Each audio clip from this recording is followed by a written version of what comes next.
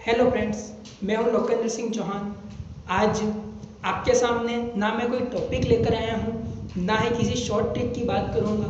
मैं आज आपके सामने कुछ ऐसी बातें रखूंगा जो आपको एग्ज़ाम से रिलेटेड हैं और एग्ज़ाम में किस तरह से पास की जाए। हम लगातार तैयारी कर रहे हैं, फिर भी हमको कोई अच्छा रिजल्ट नहीं मिल पा रहा है। कुछ ऐसी बातें बताई जाएंगी इस वीडियो में जिसको आप सुनने के बाद और अगर उसको सही मायने में उपयोग कर रहे हैं तो आप शायद पहली बार ही किसी कंपटीशन एग्जाम की तैयारी कर रहे हैं और उसको आप क्रैक कर लेंगे। हम कुछ गलतियां करते हैं, उन गलतियों के बारे में बताता हूं कि हम एग्जाम में क्या क्या गलतियां कर बैठते हैं, ऐसा कुछ है, उनका सॉल्यूशन किस टाइप का किया जाए।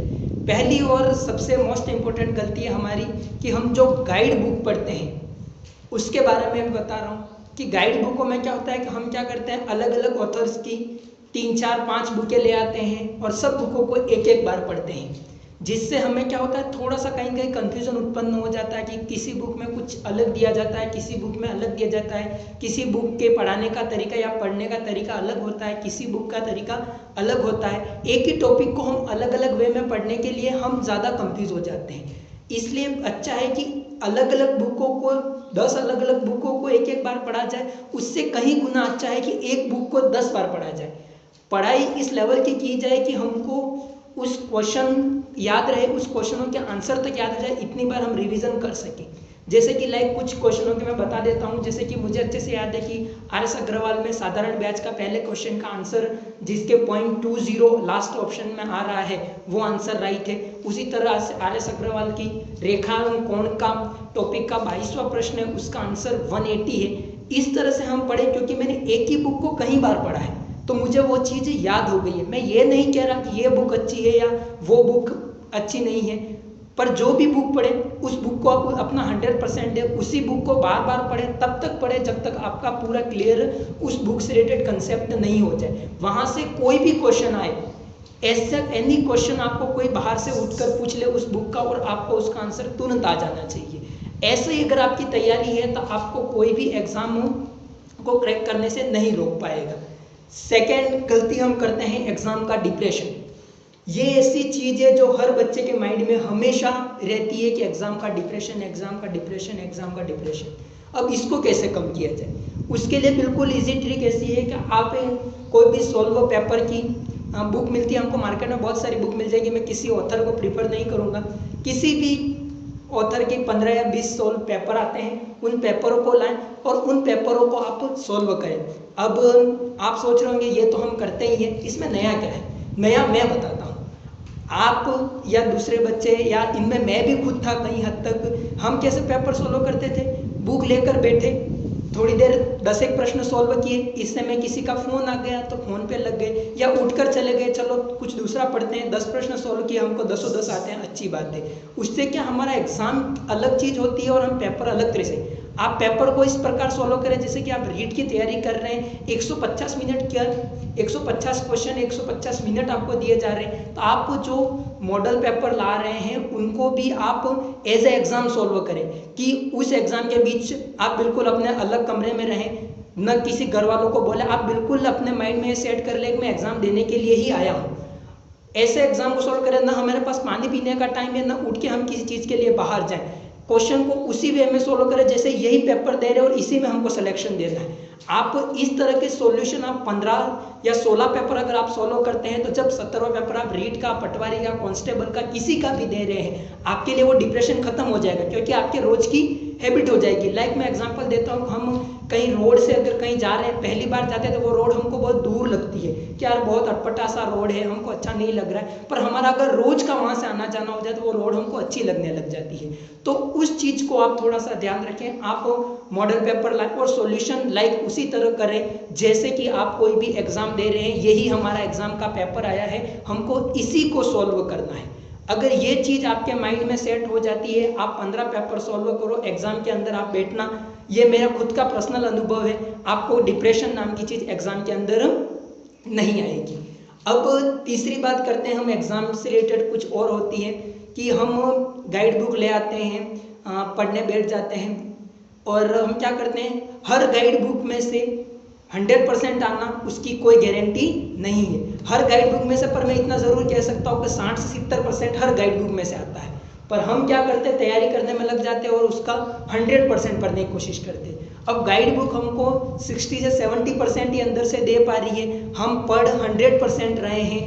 अब 100% में से हमको याद भी 70% ही रहता है। ये हम अच्छे से जानते हैं कि हम किसी बुक को 100% तक याद करने में बहुत मुश्किल आती है, तब जाके हम उसका आंसर या पूरी बुक को हम याद कर पाते हैं। तो क्यों ना हम जो 70% इम्पोर्टेंट है उन्हीं को पढ़ें। अब सेकंड क्वेश्चन ये उत्पन्न होता है कि इम्पोर्टेंट कौन सा है और कौन सा नहीं है, ये चीज़ हम कैसे प्राप्त करें। बिल्कुल इजी वे में उसको हम प्राप्त कर सकते हैं। हम पुराने कुछ पेपरों को उठाएं, आरपीएससी की साइट से मिल जाएंगे, कहीं से भी साइट से हमको मिल जाएंगे, या पेपर हमको अवेलेबल हो जाते हैं। उन पेपरों का आप एनालिसिस करें। कुछ ऐसे क्वेश्चन होते हैं वो हर टॉपिक, उस टॉपिक में से क्वेश्चन हर साल आए हैं, वो टॉपिक आपका इंपॉर्टेंट है। पढ़ने का तरीका बिल्कुल शॉर्ट मेथड रखें। हमको बेसिक ज्ञान जरूर होना चाहिए, पर हमको ऑप्शन मेथड या मीन्स हमको न्यू टाइप क्वेश्चन करते हैं तो हम उतना पूरा न क्वेश्चन सॉल्व करके शॉर्ट ट्रिक बेस्ट बाय कैसे सॉल्व करें उस बात को ध्यान रखें। तो हम बुक को इस तरह से पढ़े जो उसमें आईएमपी है, जो 70% है वो आईएमपी पढ़े, उसका हम 100% भी दे पाएंगे। नहीं तो 100% बुक को पढ़ने जाएंगे तो हम 70% भी नहीं दे पाएंगे। चौथी मोस्ट इंपॉर्टेंट चीज़ है हमारे लिए हमारी कंटिन्यूटी।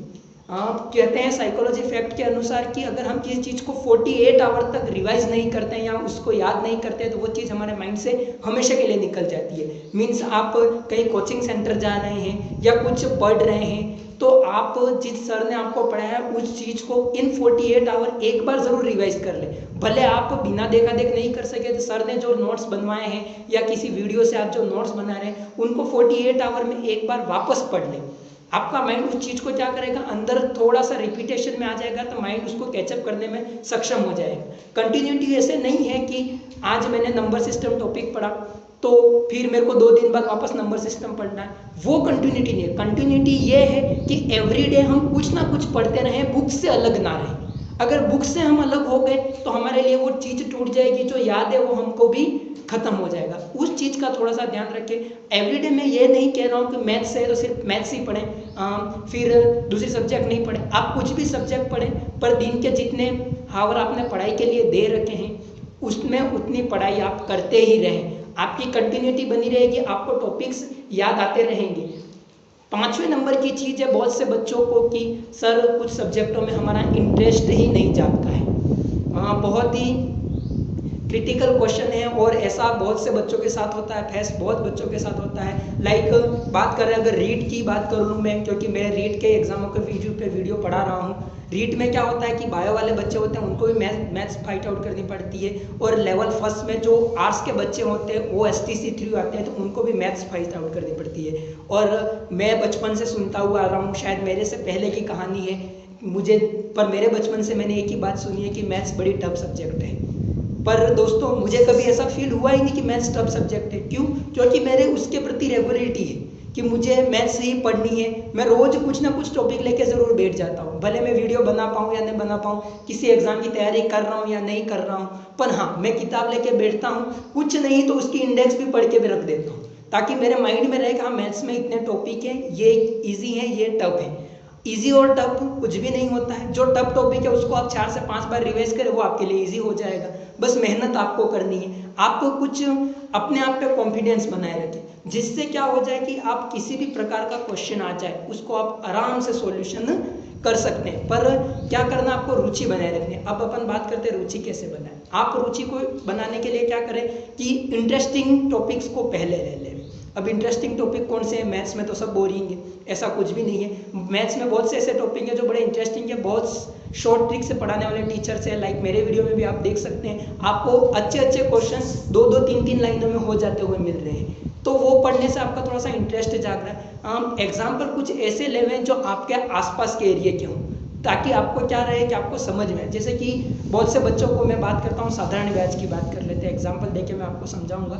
साधारण ब्याज की हम बात करें कि साधारण ब्याज बड़ा टफ टॉपिक है। अब हम क्वेश्चन पढ़ते हैं कि ए ने बी को इतने पैसे इतने महीनों के लिए इस दर पर दिए हैं, तो इसका मिश्र धन या ब्याज कितना होगा, इस प्रकार का क्वेश्चन। हम बड़े कंफ्यूज हो जाते हैं, ए बी। आप ऐसा क्यों कर रहे हो? आप यूँ सोचो ना, मैंने मेरे दोस्त को पैसे दिए, 500 रुपये दिए हैं, इतनी दर पे दिए हैं, वो मेरे को 2 महीने बाद देगा, कितने बढ़ा के देगा। आप अपने एरिया के क्वेश्चन लें। अब ये बात ऐसी हो रही है कि बच्चों को हम पढ़ाने बैठ रहे हैं, एग्जाम्पल उनको अमेरिका का दे रहे हैं, बच्चे ने तो पूरा इंडिया ही घूम के नहीं देखा है, तो फिर अमेरिका की बात तो उसको कैसे समझ में आएगी। तो आप आपके आसपास के एरिया के एग्जाम्पल ले, उन्हीं एग्जाम्पल को चेंज कर ले। क्वेश्चन करने बैठे, बहुत सी किताबों में क्वेश्चन ऐसा होता है कि आपको बताया जाता है कि बहुत से एग्जामों में क्वेश्चन, एग्जाम क्या किताबों में कि इसने इसको इतने पैसे दिए, आप अपने नामों से शुरू करें ताकि क्या आपका इंटरेस्ट बना रखेगा, हाँ हमारा भी नाम आ रहा है, हम भी कुछ कर पा रहे हैं। उस चीज़ों से आपको क्या कंटिन्यूटी बन जाएगी, प्लस इंटरेस्ट जाग जाएगा। इसके बाद हम क्या करें कि हमको चीज़ें बराबर से याद हो जाए। ये मोस्ट इम्पोर्टेंट चीज़ है कि हमको चीज़ें याद कैसे हों। बिल्कुल ईजी है याद करने का तरीका। पहला तरीका जो सब बोलते आ रहे हैं वो मैं भी बोलूँगा कि आप मेहनत करें, पर मेहनत सभी कर रहे हैं, फिर भी सफलता किसके हाथ लग रही है। मेहनत मैं बताता हूँ, मेहनत आप सही दिशा में करें। सही दिशा का मतलब ये है कि अब बहुत से बच्चे क्या होता है उसकी बात करता हूँ। मैं बात कर रहा हूँ राजस्थान की ज्योग्राफी, एग्जाम्पल देके बात कर रहा हूँ। राजस्थान की ज्योग्राफी हमारे रीट में भी वो टॉपिक है और फर्स्ट ग्रेड में भी वो टॉपिक है। अब बहुत से बच्चे क्या है, तैयारी तो रीट की कर रहे हैं और बुक जैसे पढ़ रहे हैं अपने हैवी लेवल की। अब उतने लेवल की, अब हमको तैरना ही तालाब में है, हम समंदर की तैयारी क्यों कर रहे हैं? क्योंकि आप राजस्थान की ज्योग्राफी का क्वेश्चन फर्स्ट ग्रेड में देखना और वहीं रीट में देखना बहुत अंतर है। हमारे क्वेश्चन इतनी गहराई तक नहीं जाते हैं, तो हम जिस चीज़ की तैयारी कर रहे हैं हम उसी दिशा में तैयारी करें। हाँ, फर्स्ट ग्रेड की तैयारी कर रहे हैं तो आप उस गहराई तक जाके तैयारी करें। हम रीट की तैयारी कर रहे हैं तो हम उसी वे में तैयारी करें। हमें ज़्यादा अंदर या गहराई तक जाके पढ़ेंगे तो हम क्या कि पहली बार पढ़ रहे हैं बहुत से टॉपिक, जैसे कि मुझे अगर जीके पढ़ना पड़े तो मेरे लिए पहली बार होगा, तो वो मेरे लिए क्या हो जाएगा, बड़ा टफ हो जाएगा, या टफ तो क्या बोलूँ पर थोड़ा इंटरेस्ट कम हो जाएगा। तो हम पहले बिल्कुल छोटे से शुरुआत करें, फिर धीरे धीरे हमारा इंटरेस्ट बढ़ता जाएगा। तो हम जिस चीज़ की तैयारी कर रहे हैं उसी तक हमारी तैयारी को रखें। अगर उससे आगे हम हमारी तैयारी को ले जा रहे हैं तो मान के चले आप न उसको पूरा कर पाएंगे न इसको पूरा कर पाएंगे। एक क्या होता है, बहुत से बच्चे लक्ष्य निर्धारित नहीं कर पा रहे हैं। पटवारी का आ रहा था, चलो पटवारी की भी तैयारी कर रहे हैं, रीट आ रही है तो रीट की भी तैयारी कर रहे हैं, कांस्टेबल आ रहा था कांस्टेबल की भी तैयारी कर रहे हैं। आप एक चीज को फिक्स कर ले, मुझे इसको क्रैक करना है, कुछ भी हो जाए, भले सीट 2020 में आए, 21 में आए, 22 में आए, डजेंट मैटर, मेरा मैटर नहीं करता है, पर जब भी आएगी मेरी इसमें एक सीट पक्की है, मुझे कोई मैटर नहीं करता है। आप उस चीज के लिए तैयारी करें। आप उस हद तक तैयारी करें कि अगर आप जिस टॉपिक को पढ़ चुके हैं उस टॉपिक में से कैसा भी क्वेश्चन आए वो आपके बाहर नहीं जाएगा। इस बात को थोड़ा सा आपको ध्यान रखना है। उम्मीद करता हूँ आपको वीडियो बहुत पसंद आई होगी। अगर वीडियो बहुत पसंद आई तो इस वीडियो को शेयर करें। आप ये वीडियो पढ़ाई कैसे करनी उससे रिलेटेड है, उस बात को थोड़ा सा ध्यान रखें। आप वीडियो को बहुत अधिक से अधिक सब्सक्राइब करें और शेयर करें। अगर वीडियो अच्छी लगी है तो मेरे को कमेंट बॉक्स और लाइक करें। Thank you all of you.